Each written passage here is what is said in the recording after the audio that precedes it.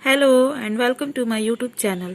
इस वीडियो में मैं आपको टॉप 54 क्वेश्चन आंसर्स एमसीक्यू के बताऊंगी। सब्जेक्ट साइकोलॉजी, मनोविज्ञान जिसको हिंदी में कहते हैं। तो वीडियो में अंत तक बने रहिएगा, बहुत ही इंटरेस्टिंग होने वाला है। Very very important question answers मैं आपको बताऊंगी जो कि आपका बोर्ड एग्जाम में आएगा ही आएगा। ठीक है, तो मैं दो पार्ट में इसको बनाऊंगी। एक तो 54 में करवा दे रही हूँ, उसके आगे भी 50 या 60 क्वेश्चन करवाऊंगी, तो जिससे कि आप लोग का 11th का पूरा तैयारी हो जाएगा। ठीक है, 90 प्लस लाने का पूरा तैयारी हो जाएगा। तो आपको क्या करना है, बस ध्यान से आपको सुनना है कि मैं क्या क्वेश्चन बोल रही हूँ, उसके क्या ऑप्शंस बोल रही हूँ और लास्ट में मैं क्या आंसर इसका सही बता रही हूँ। ठीक है, तो ध्यान से जब आप लोग सुनेंगे और देखेंगे वीडियो को, तब आप लोग के दिमाग में सेट हो जाएगा, कॉन्शियस माइंड में। जब आप लोग का एग्जाम होगा, बोर्ड में आप लोग बैठेंगे, तब जब एक क्वेश्चन आएगा, 4 ऑप्शन आएगा, तो आपको फट से ध्यान में आएगा कि मैम इस क्वेश्चन का ये आंसर बोली थी। ठीक है, तो आप लोग बस ध्यान से सुनिए, मैं आप लोगों को एग्जाम की तैयारी करवाती हूँ। तो चलिए स्टार्ट करते हैं। और हाँ, एक बात बता दूं कि अगर आप लोग एनसीईआरटी बुक फॉलो कर सकते हैं किसी भी बोर्ड से, तो आप लोग इसको पढ़ सकते हैं। ठीक है, चैप्टर नेम थोड़ा बहुत इधर उधर होगा, उससे कोई दिक्कत नहीं है। आप लोग का मटेरियल सेम है, सिलेबस सेम है। मैं आपको बता रही हूँ, जो एनसीईआरटी पढ़ सकते हैं वो सभी कर सकते हैं। ठीक है, और रही बात आप लोग को और किस सब्जेक्ट की चाहिए, कमेंट करके बताइएगा, ताकि मैं नेक्स्ट वीडियो उसी पे अपलोड करूँ। ठीक है, और चैनल को सब्सक्राइब कर लीजिएगा, बेल आइकन को दबा दीजिएगा, ताकि जब भी नए वीडियो मैं डालूँ अपने चैनल पर, आप लोगों को नोटिफिकेशन मिल जाए, कोई दिक्कत ना हो नए वीडियोज मिलने में। ठीक है, और इसे शेयर कर दीजिएगा। तो चलिए स्टार्ट करते हैं। चैप्टर का नाम है मनोविज्ञान का विकास एवं ऐतिहासिक पृष्ठभूमि। ठीक है, development of psychology and study of historical background. अब देखो, क्वेश्चन 1 है, व्यक्ति के पर्यावरण के संबंध में व्यक्ति की क्रियाओं का विज्ञान ही मनोविज्ञान है। यह कथन किसका है? किसी मनोविज्ञानी ने ये कथन कहा है, तो किसने कहा है? व्यक्ति के पर्यावरण के संबंध में व्यक्ति की क्रियाओं का विज्ञान ही मनोविज्ञान है। यह कथन किसका है? देखो ऑप्शंस दिए हुए हैं। ऑप्शन ए है स्किनर, ऑप्शन बी है वुडवर्थ, ऑप्शन सी है फ्लोरेंस, या ऑप्शन डी है गाल्टन। तो ये कथन जो है फ्लोरेंस ने कहा था। So option C is the correct answer for this question. ठीक है, अब देखो सेकंड क्वेश्चन है, मानसिक मापन के क्षेत्र में किसका कार्य प्रमुख है? ऑप्शंस देखो क्या क्या दिए हुए हैं। ऑप्शन ए है स्किनर, ऑप्शन बी है Fechner, option C Galton, option D Florence. इसका करेक्ट आंसर हो जाएगा गाल्टन। ठीक है, मानसिक मापन के क्षेत्र में किसका कार्य प्रमुख है? गाल्टन का। अब देखो थर्ड क्वेश्चन है, मनुष्य के द्वैतवाद का सिद्धांत किसने प्रतिपादित किया? मनुष्य के द्वैतवाद का सिद्धांत किसने प्रतिपादित किया था? ऑप्शंस देखो क्या क्या है। ऑप्शन ए है ऑगस्टाइन, ऑप्शन बी है डेकार्ट, ऑप्शन सी है फ्लोरेंस, या ऑप्शन डी है फैक्नर। ठीक है, तो मनुष्य के द्वैतवाद का सिद्धांत जो है ये डेकार्ट ने प्रतिपादित किया था। सो ऑप्शन बी इसका हो जाएगा करेक्ट आंसर। अब देखिए चौथा प्रश्न है, एक ऐसा मनोविज्ञान लिखना संभव है जिसकी व्यवहार के विज्ञान के रूप में परिभाषा की जा सके। यह वाक्य किसका है?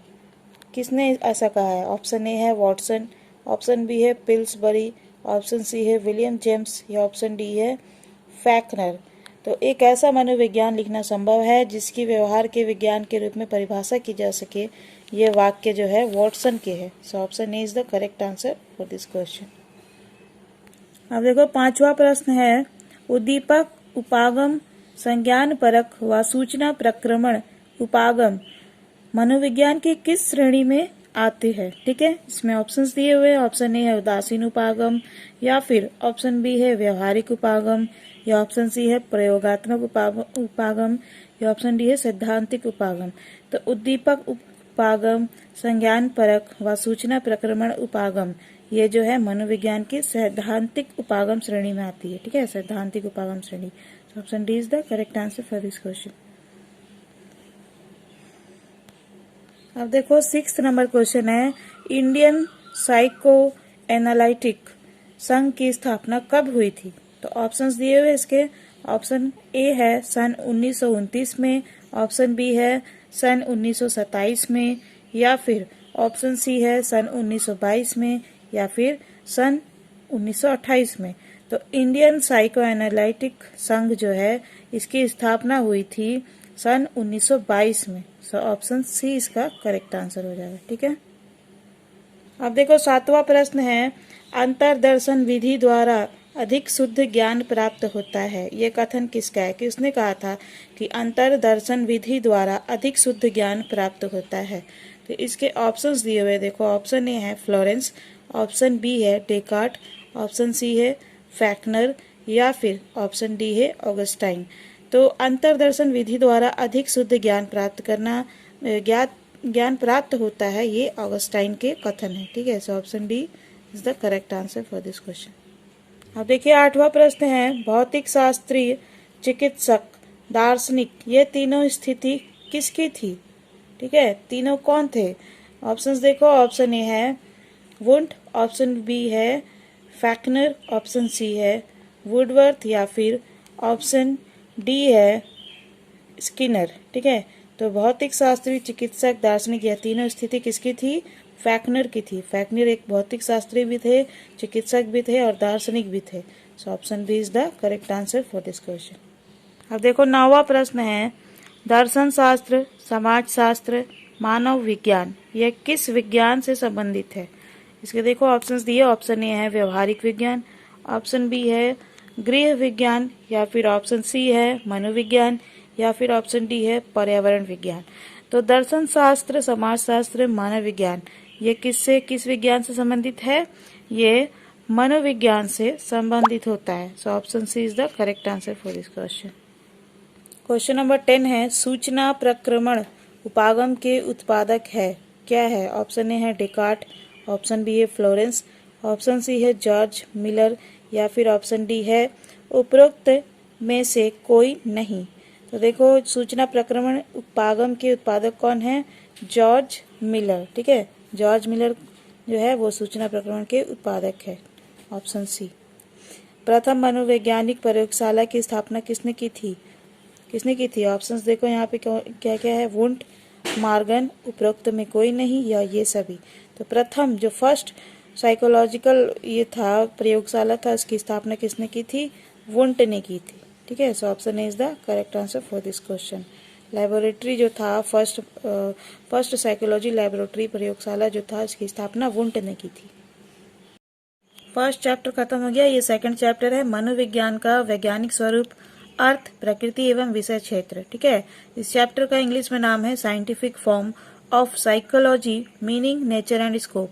ठीक है, तो देखो अगर चैप्टर नेम आपको बुक से थोड़ा बहुत अलग है तो उससे कोई दिक्कत नहीं, कंटेंट सेम है।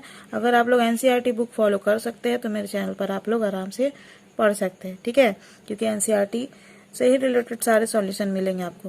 देखो फर्स्ट क्वेश्चन है, मौसमी, मिट्टी एवं प्राकृतिक तत्वों आदि से संबंधित समस्याओं का अध्ययन किस विज्ञान के अंतर्गत किया जाता है? ऑप्शंस देखो, ऑप्शन ए है भू मनोविज्ञान, ऑप्शन बी है संज्ञानात्मक मनोविज्ञान, ऑप्शन सी है शैक्षिक मनोविज्ञान या फिर ऑप्शन डी दिया है औद्योगिक मनोविज्ञान। ठीक है, तो मौसमी, मिट्टी एवं प्राकृतिक तत्वों आदि से संबंधित जो समस्या होती है उनका अध्ययन भू मनोविज्ञान के अंदर किया जाता है। ठीक है, मौसमी, मिट्टी एवं प्राकृतिक तत्वों आदि से संबंधित समस्याओं का ध्यान भू मनोविज्ञान के अंदर किया जाता है, के अंतर्गत किया जाता है। So option A is the correct answer for this question. Second question है, उद्दीपक, उपागम, संज्ञान परक व सूचना प्रक्रम उपागम मनोविज्ञान की किस श्रेणी में आते हैं? ठीक है, देखो ऑप्शन क्या क्या दिए हैं, सैद्धांतिक उपागम या फिर ऑप्शन बी है उदासीन उपागम या फिर ऑप्शन सी है प्रयोगात्मक उपागम या ऑप्शन डी है व्यवहारिक उपागम। ठीक है, तो उद्दीपक उपागम, संज्ञान परक व सूचना प्रक्रमण उपागम मनोविज्ञान की सैद्धांतिक उपागम श्रेणी में आते हैं। ठीक है, so option A is the correct answer for this question. अब देखो थर्ड क्वेश्चन है, तुलनात्मक मनोविज्ञान को और किस नाम से जाना जाता है? तुलनात्मक मनोविज्ञान को और किस नाम से जाना जाता है? ऑप्शंस देखो, ऑप्शन ए है प्रेरणात्मक मनोविज्ञान या ऑप्शन बी है असामान्य मनोविज्ञान, ऑप्शन सी है किशोर मनोविज्ञान या ऑप्शन डी है पशु मनोविज्ञान।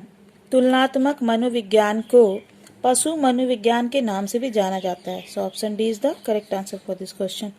4th नंबर क्वेश्चन है, शारीरिक मनोविज्ञान किस प्रमुख क्षेत्र के साथ कार्य करता है? शारीरिक मनोविज्ञान जो है वो किस प्रमुख क्षेत्र के साथ कार्य करता है?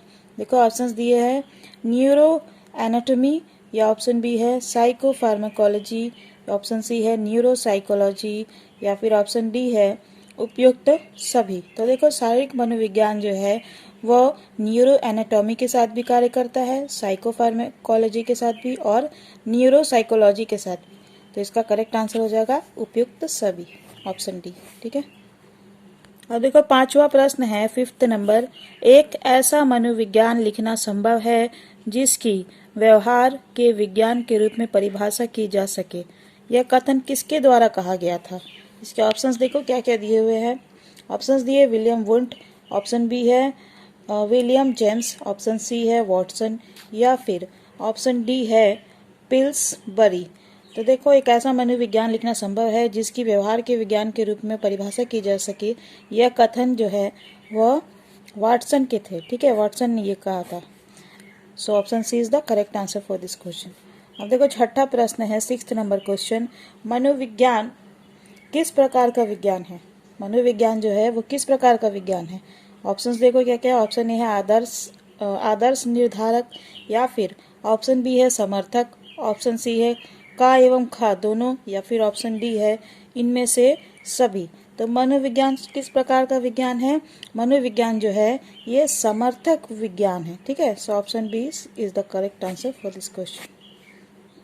अब देखो क्या चैप्टर है या टॉपिक है, मनोविज्ञान अनुसंधान एवं अनुप्रयोग, कथ्य दैनिक जीवन में उपयोगिता, महत्व मूल्यांकन। इंग्लिश में इसका नाम है the themes of psychological research and application, utility, importance and evolution in routine life.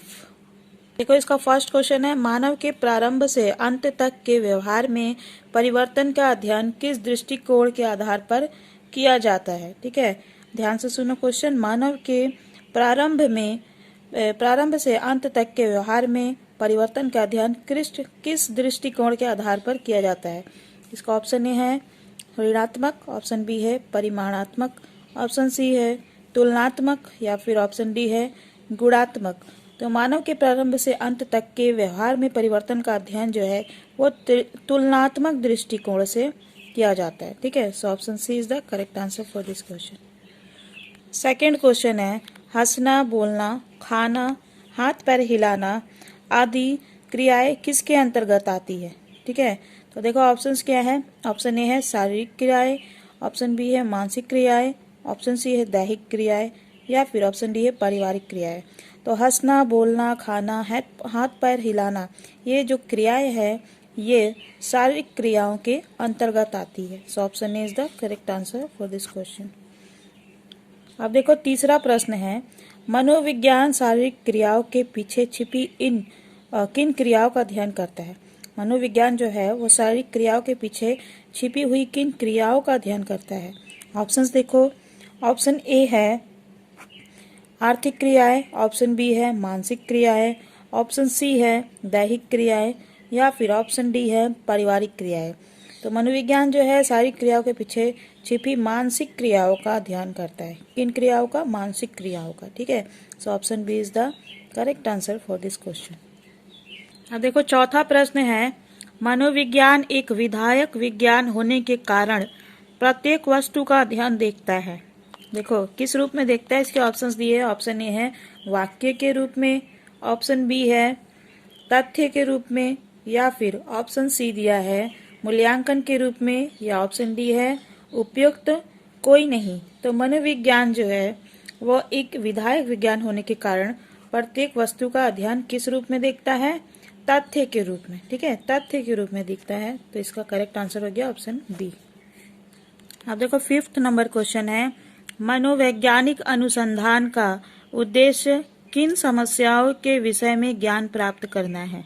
Option A है पारिवारिक समस्याएं, ऑप्शन बी है राष्ट्रीय समस्याएं, या ऑप्शन सी है मानसिक समस्याएं, ऑप्शन डी है सामाजिक समस्याएं। मनोवैज्ञानिक अनुसंधान का उद्देश्य जो है ये सामाजिक समस्याओं के विषय में ज्ञान प्राप्त करना। ठीक है, मनोवैज्ञानिक अनुसंधान का उद्देश्य क्या है? सामाजिक समस्याओं के विषय में ज्ञान प्राप्त करना। So option D is the correct answer for this question. देखो क्वेश्चन नंबर 6 है, बालक के विकास का अध्ययन हमें यह जानने योग्य बनाता है कि विद्यार्थियों को क्या पढ़ाए और कैसे पढ़ाए। यह कथन किसका है? ठीक है, तो देखो ऑप्शन ए है टी मार्गन, ऑप्शन बी है वुडवर्थ, ऑप्शन सी है पिल्स या फिर ऑप्शन डी है पीवी यंग। तो बालक के विकास का अध्ययन हमें यह जानने योग्य बनाता है कि विद्यार्थियों को क्या पढ़ाए और कैसे पढ़ाए। ये कथन जो है ये टी मार्गन के है। सो ऑप्शन ए इसका करेक्ट आंसर हो गया। ठीक है, आप देखो चौथा चैप्टर हो गया, फोर्थ चैप्टर, मनोविज्ञान का अन्य विज्ञानों से संबंध। ठीक है, linkage of psychology with other sciences. इसका फर्स्ट क्वेश्चन है, आँख, नाक एवं जीवा त्वचा के कौन से अंग कहलाते हैं? ठीक है, आँख, नाक एवं जीवा त्वचा के कौन से अंग कहलाते हैं? देखो ऑप्शन दिए, ऑप्शन ए है ग्रंथियां, ऑप्शन बी है स्नायु संस्थान, या फिर ऑप्शन सी है प्रभावक अंग, या ऑप्शन डी है उपयुक्त में से कोई नहीं। तो आँख, नाक, जीवा जो है त्वचा के ना ही स्नायु संस्थान से है, ना प्रभावक अंग से, ना ही ग्रंथिया अंग से है। तो इसमें से उपयुक्त में से कोई नहीं का करेक्ट आंसर हो जाएगा। ठीक है, सेकंड क्वेश्चन है, मनोविज्ञान का मुख्य क्षेत्र कौन सा है? मनोविज्ञान का मुख्य क्षेत्र कौन सा है? इसका ऑप्शन दी है कहना, ऑप्शन बी है बोलना, ऑप्शन सी है सीखना, या फिर ऑप्शन डी है समझना। तो मनोविज्ञान का मुख्य क्षेत्र है सीखना। ठीक है, so option C is the correct answer for this question. अब देखो थर्ड क्वेश्चन है, मनोविज्ञान का अंग्रेजी रूपांतरण क्या है? आप लोग अच्छे से जानते होंगे, फिलोसफी है या साइकोलॉजी है, साइकोलॉजिक है या फिर फिजियोलॉजी है, क्या है? तो मनोविज्ञान का अंग्रेजी नाम जो होता है वो होता है साइकोलॉजी, है ना, आप लोगों को पता ही होगा। So option B is the correct answer for this question. अब देखो चौथा प्रश्न है, वस्तु की ओर समग्र रूप से देखने की क्रिया किस विज्ञान के अध्ययन के अंतर्गत होती है? इसके ऑप्शंस देखो, ऑप्शन ए है दर्शन, ऑप्शन बी है तर्कशास्त्र, ऑप्शन सी है नीति शास्त्र, या फिर ऑप्शन डी है शारीरिक शास्त्र। तो वस्तु की ओर समग्र रूप से देखने की क्रिया जो है वो दर्शन विज्ञान के अध्ययन के अंतर्गत होती है। So option A is the correct answer for this question. अब देखो पांचवा प्रश्न है, समाज शास्त्र विशेष रूप से मनोविज्ञान को सहायता देता है, यह कथन किसका है? यानी समाज शास्त्र जो है वो खास तौर से मनोविज्ञान को सहायता देता है, ये किसने कहा था? इसके ऑप्शन दिए हुए, ऑप्शन ए है वॉर्ड, ऑप्शन बी है मोटवानी, ऑप्शन सी है कार्ल पियर्सन, या ऑप्शन डी है मैकाइवर। तो समाज शास्त्र विशेष रूप से मनोविज्ञान को सहायता देता है, ये कथन मैकाइवर के है। ठीक है, तो option D is the correct answer for this question. Fifth chapter है, मनोवैज्ञानिक जांच के उद्देश्य एवं अनुसंधान के चरण, the objects of psychological verification and stages of research. इसका फर्स्ट क्वेश्चन है, मनोविज्ञान की प्रथम प्रयोगशाला किसके द्वारा स्थापित की गई? मनोविज्ञान की प्रथम प्रयोगशाला जो है वो किसके द्वारा स्थापित की गई थी? सो क्वेश्चन ऑप्शन देखो, वुडवर्थ है या वुंट या स्किनर, या उपयुक्त में से कोई नहीं। तो मनोविज्ञान की प्रथम प्रयोगशाला किसने स्थापित की थी? वुंट ने। ठीक है, so option B is the correct answer for this question. दूसरा प्रश्न है, मनुष्य की उत्पत्ति अथवा प्रजाति के क्रमिक विकास का अध्ययन किस मनोविज्ञान के अंतर्गत किया जाता है? इसके ऑप्शन दिए हैं, प्रेरणात्मक मनोविज्ञान, ऑप्शन बी है बाल मनोविज्ञान, ऑप्शन सी है तुलनात्मक मनोविज्ञान, या फिर ऑप्शन डी है उत्पत्ति मूलक मनोविज्ञान। तो मनुष्य की उत्पत्ति या फिर प्रजाति के क्रमिक विकास का अध्ययन जो है वो उत्पत्ति मूलक मनोविज्ञान के अंतर्गत किया जाता है। So option D is the correct answer for this question. तीसरा प्रश्न है, थर्ड क्वेश्चन, मनोविज्ञान की सर्वोत्तम परिभाषा चेतना की दशाओं के वर्णन और व्याख्या के रूप में दी जाती है, यह कथन किसका है? इसके ऑप्शंस दिए हुए हैं, ऑप्शन ए है विलियम जेम्स, ऑप्शन बी है वॉटसन, ऑप्शन सी है विलियम वुंट, या फिर ऑप्शन डी है वुडवर्थ। तो मनोविज्ञान की सर्वोत्तम परिभाषा चेतना की दशाओं के वर्णन और व्याख्या के रूप में दी जाती है, यह कथन विलियम जेम्स के है। सो ऑप्शन ए इसका करेक्ट आंसर हो गया। ठीक है। 4th नंबर क्वेश्चन है, मनोविज्ञान जिसे इंग्लिश में साइकोलॉजी कहते हैं, यह शब्द की उत्पत्ति किन दो शब्दों से हुई थी? मनोविज्ञान यानी साइकोलॉजी शब्द की उत्पत्ति किन दो शब्दों से हुई थी? ऑप्शंस दिए हुए, इसमें से करेक्ट आंसर आपको बताना है। ठीक है। पहला है फिजिकोलॉजिक, या फिर ऑप्शन बी है फिजियोलॉग, या फिर ऑप्शन सी दिया हुआ है साइकोलॉगस, या फिर ऑप्शन डी दिया हुआ है फिजिकल लॉजीज। तो इसका करेक्ट आंसर हो जाएगा ऑप्शन सी साइकोलॉगस। ठीक है। मनोविज्ञान किन दो शब्दों से बना हुआ है? साइकोलॉगस। अब देखो 5वां प्रश्न है, भू मनोविज्ञान के अंतर्गत कौन सी समस्या आती है? भू मनोविज्ञान है, इसके अंदर कौन सी समस्या आती है? ऑप्शन ए है प्राकृतिक समस्याएं, ऑप्शन बी है मानसिक समस्याएं, ऑप्शन सी है शारीरिक समस्याएं, या फिर ऑप्शन डी दिया हुआ है उपयुक्त सभी। तो भू मनोविज्ञान जो है इसके अंतर्गत प्राकृतिक समस्याएं आती है। ठीक है। भू मनोविज्ञान के अंदर हम लोग किस चीज का अध्ययन करते हैं? प्राकृतिक समस्याओं का। 6ठा प्रश्न है, एनिमल साइकोलॉजी और कंपैरेटिव साइकोलॉजी को कहते हैं, क्या कहते हैं? ऑप्शन ए है पशु मनोविज्ञान, ऑप्शन बी है विश्लेषणात्मक मनोविज्ञान, ऑप्शन सी है वैयक्तिक मनोविज्ञान, या फिर ऑप्शन डी है इनमें से कोई नहीं। तो एनिमल साइकोलॉजी या फिर कंपैरेटिव साइकोलॉजी को हम लोग क्या कहते हैं? पशु मनोविज्ञान। Option A is the correct answer for this question. अब देखो 7वां प्रश्न है, किशोर मनोविज्ञान के अंतर्गत कितनी आयु तक के किशोरों की क्रियाओं का अध्ययन किया जाता है? किशोर मनोविज्ञान की जो शाखा है, मनोविज्ञान की जो शाखा है किशोर मनोविज्ञान, उसके अंतर्गत कितनी आयु तक के किशोरों की क्रियाओं का अध्ययन किया जाता है? ऑप्शन दिए, ऑप्शन ए है 7 से 22 वर्ष, ऑप्शन बी है 12 से 21 वर्ष, या फिर ऑप्शन सी है 10 से 20 वर्ष, या ऑप्शन डी दिया हुआ है 12 से 20 वर्ष। तो किशोर मनोविज्ञान के अंतर्गत 12 से 21 वर्ष तक के किशोरों की क्रियाओं का अध्ययन किया जाता है। So option B is the correct answer for this question. 8वां प्रश्न है, किस विधि के प्रश्नों का उत्तर हाँ या ना में होता है? किस विधि के प्रश्नों का उत्तर हाँ या ना में होता है? ऑप्शंस दिए हुए हैं। ऑप्शन ए है मापन रेखा विधि, ऑप्शन बी है प्रश्नावली विधि, ऑप्शन सी है प्रक्षेपण विधि, या फिर ऑप्शन डी है उपयुक्त सभी। तो किस विधि के अंतर्गत ये होता है? मापन विधि के अंतर्गत उत्तर जो है हाँ या ना में होता है। ठीक है। So option is the correct answer for this question. 6ठा चैप्टर है मनोवैज्ञानिक अनुसंधान की महत्वपूर्ण विधियां, इसका इंग्लिश में नाम है important methods of psychological research. Option, अब देखो ऑप्शन है 4 इसके, हर क्वेश्चन के, उसमें आपको करेक्ट आंसर बताना है, जैसे कि अभी तक हम लोग ने किया। फर्स्ट क्वेश्चन है, अंतःप्रेक्षण की अंतःनिरीक्षण है। अंतःप्रेक्षण ही अंतःनिरीक्षण है, किसका कथन है? इसका ऑप्शंस दिए हैं। ऑप्शन ए है वुडवर्थ, ऑप्शन बी है टीचनर, ऑप्शन सी है एंजिल, या फिर ऑप्शन डी है स्टाउट। अंतःप्रेक्षण ही अंतःनिरीक्षण है, ये किसके कथन है? ये कथन जो है एंजिल के है। So option C is the correct answer for this question. Second question है, जिस पर चलकर सत्य की खोज की जाती है, अध्ययन विधि उस मार्ग को दर्शाती है, यह किसका कथन है? किसने कहा था? ऑप्शन ए है डेविड चार्ल्स, ऑप्शन बी है मैथ्यू, ऑप्शन सी है चार्ल्स गाइड, या फिर ऑप्शन डी है उपयुक्त में से कोई नहीं। ठीक है। तो जिस पर चलकर सत्य की खोज की जाती है, अध्ययन विधि उसी मार्ग को दर्शाती है, यह कथन जो है यह चार्ल्स गाइड की है। So option C is the correct answer for this question. Third question है, मध्यमान, बहुलांक, माध्यांक आदि का प्रयोग किस विधि के अंतर्गत होता है?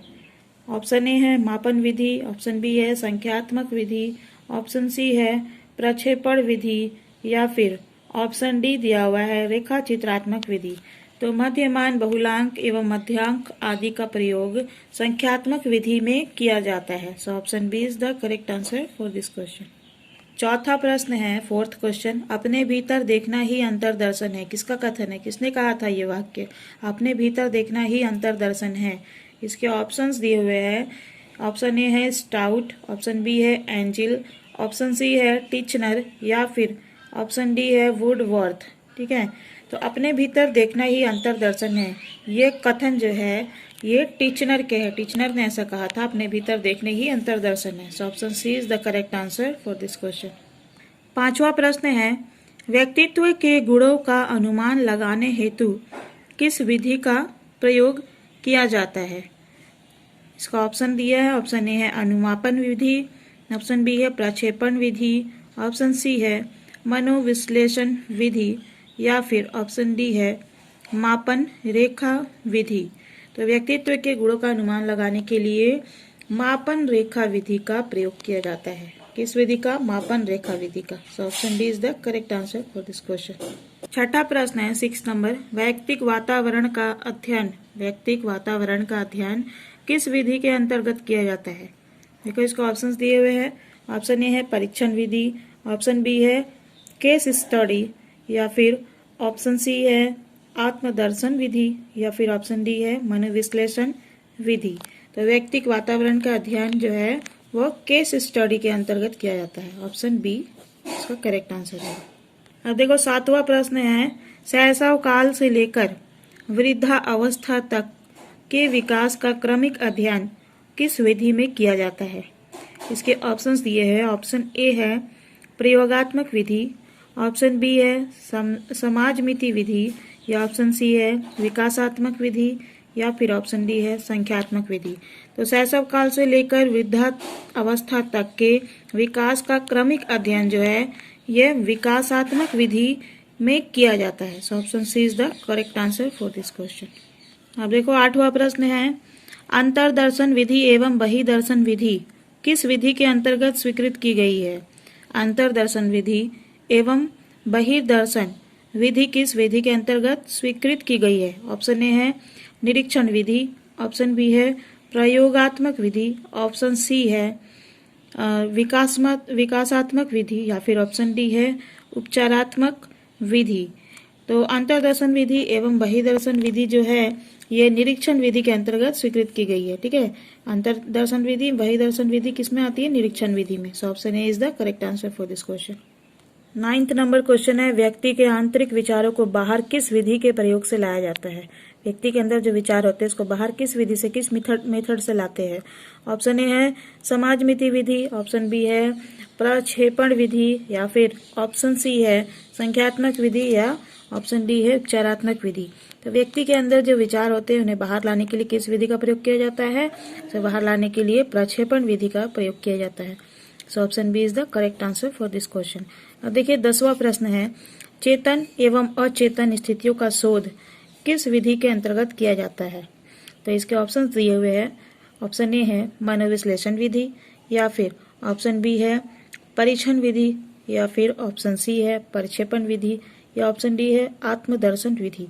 तो चेतन एवं अचेतन स्थितियों का शोध जो है ये मनोविश्लेषण विधि के अंतर्गत किया जाता है। इसका करेक्ट आंसर हो गया ऑप्शन ए। ठीक है, option A is the correct answer for this. 7वां चैप्टर है विकासवादी परिप्रेक्ष्य, व्यवहार के जैविकीय आधार, development reference biological basis of behaviour. ठीक है, तो इसका फर्स्ट क्वेश्चन है, कौन सी अवस्था मानव के विकास की अंतिम अवस्था होती है? कौन सी ऐसी अवस्था है जो इंसान के डेवलपमेंट की लास्ट स्टेज होती है, लास्ट अवस्था होती है, अंतिम अवस्था? तो देखो ऑप्शंस दिए। ऑप्शन ए है बाल्यावस्था, ऑप्शन बी है किशोरावस्था, ऑप्शन सी है प्रौढ़ावस्था, या ऑप्शन डी है वृद्धावस्था। इसका करेक्ट आंसर हो जाएगा वृद्धावस्था, क्योंकि वृद्धावस्था ही ऐसी अवस्था है जो मानव के विकास की अंतिम अवस्था होती है। ठीक है, दूसरा प्रश्न है, शरीर का कौन सा भाग क्रियाहीन होने पर लकवा होने की संभावना होती है? ऑप्शन ए है हृदय, ऑप्शन बी है अमाशय, ऑप्शन सी है पित्राशय, या ऑप्शन डी है सुषुम्ना। तो शरीर में जब सुषुम्ना जो है क्रियाहीन हो जाए तो लकवा होने की संभावना होती है। So option D is the correct answer for this question. तीसरा प्रश्न है, मांसपेशियां एवं ग्रंथियां इसके अंतर्गत होते हैं, किसके अंतर्गत? ऑप्शन दिए है संग्राहक अंग, या फिर ऑप्शन बी है प्रभावक अंग के अंतर्गत, ऑप्शन सी है स्नायु संस्थान, या फिर ऑप्शन डी दिया हुआ है उपयुक्त सभी। तो मांसपेशियां एवं ग्रंथियां जो है ये प्रभावक अंग के अंतर्गत होते हैं। किसके अंतर्गत? प्रभावक अंग। So option B is the correct answer for this question. ठीक है। चौथा प्रश्न देखिए क्या है, प्रभावक एवं संग्राहक अंगों को संयुक्त कौन करता है? प्रभावक एवं संग्राहक अंगों को संयुक्त कौन करता है? ऑप्शन ए है दैहिक मनोविज्ञान, ऑप्शन बी है वायुवाहिका नली, ऑप्शन सी है स्नायु संस्थान, या फिर ऑप्शन डी है पोष ग्रंथि। तो प्रभावक एवं संग्राहक अंगों को संयुक्त कौन करता है? स्नायु संस्थान। स्नायु संस्थान प्रभावक एवं संग्राहक अंगों को संयुक्त करता है। So option C is the correct answer for this question. पांचवा प्रश्न है, किस पुस्तक से दैहिक मनोविज्ञान का स्वरूप निश्चित हुआ है? ऑप्शन ए है द थ्योरी ऑफ साइकोलॉजी, या फिर ऑप्शन बी दिया हुआ है प्रिंसिपल ऑफ फिजियोलॉजिकल साइकोलॉजी, या फिर ऑप्शन सी है द साइकोलॉजी ऑफ फिजियोलॉजी, या फिर ऑप्शन डी दिया हुआ है उपयुक्त कोई नहीं। तो ये जो है दैहिक मनोविज्ञान का स्वरूप किस पुस्तक से निश्चित हुआ था? ये प्रिंसिपल ऑफ फिजियोलॉजिकल साइकोलॉजी से हुआ था। ठीक है, दैहिक मनोविज्ञान का स्वरूप निश्चित किस किताब से हुआ था? Principle of physiological psychology. So option B is the correct answer for this question. छठा प्रश्न है, रक्त को साफ करने में कौन सा अंग कार्य करता है? खून साफ करने में शरीर का कौन सा अंग जो है, पार्ट है जो कार्य करता है? तो इसके देखो ऑप्शंस दिए हुए हैं। ऑप्शन ए है हृदय, ऑप्शन बी है मस्तिष्क, ऑप्शन सी है अमाशय, या फिर ऑप्शन डी दिया है आंत। तो रक्त को साफ करने में हृदय यानी दिल कार्य करता है। Option A is the correct answer for this question. रक्त को साफ करने का कार्य किसका है? हृदय का। ठीक है, देखो सातवां प्रश्न है, मानव के शरीर में पाए जाने वाली अंतःस्रावी ग्रंथियां है। ऑप्शन ए है पीनियल बॉडी, ऑप्शन बी है पीयूष ग्रंथि, या ऑप्शन सी है पैथाराइड ग्रंथि, या ऑप्शन डी उपयुक्त सभी। तो मानव के शरीर में पाई जाने वाली अंतःस्रावी ग्रंथियां कौन सी है?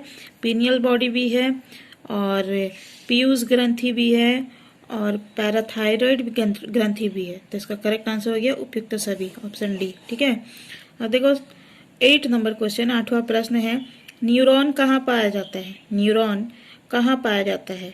ऑप्शन ए है एक्सॉन, ऑप्शन बी है कोश शरीर, ऑप्शन सी है तंत्रिका आवेग, या फिर ऑप्शन डी है उपयुक्त सभी। तो न्यूरॉन कहाँ पाया जाता है?